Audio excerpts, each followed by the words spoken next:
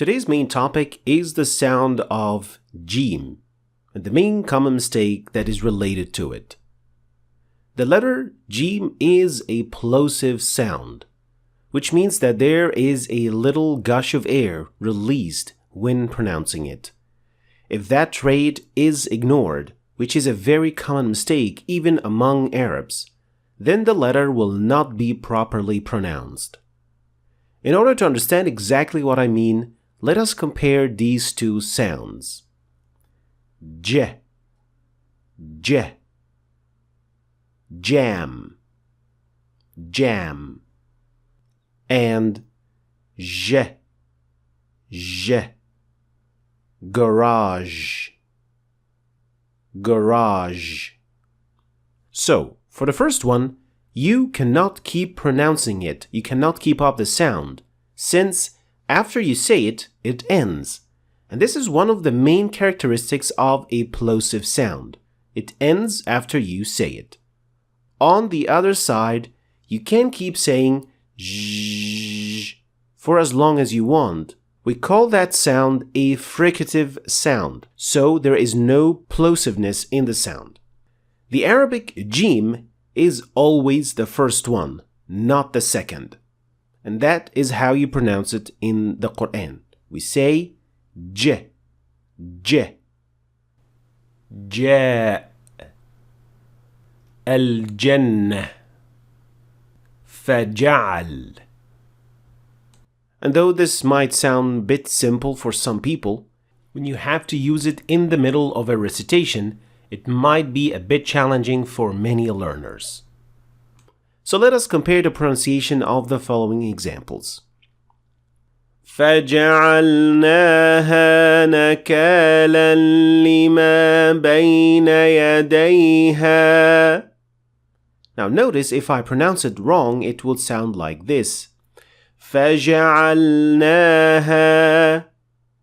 Now compare it to فَجَعَلْنَاهَا. فَجَعَلْنَاهَا. One more example.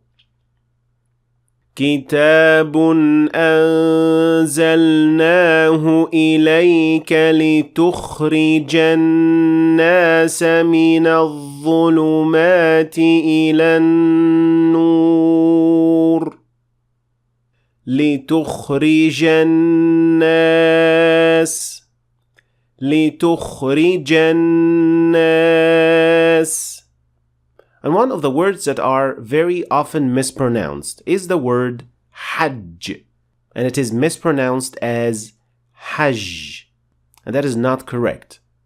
وَأَذِّن فِي النَّاسِ بِالْحَجِّ, not وَأَذِّن فِي النَّاسِ بِالْحَجِّ.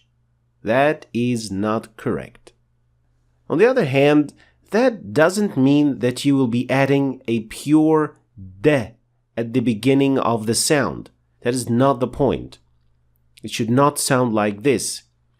وَلَمَّا جَاءَهُمْ. And it should be وَلَمَّا جَاءَهُمْ كِتَابٌ.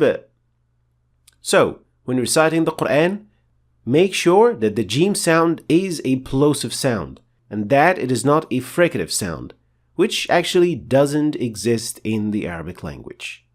And if you want to learn more about the technicalities of pronouncing the j, the placement of the tongue, and how your lips should look like, then you can check out this lesson. I talk about these points in much more details.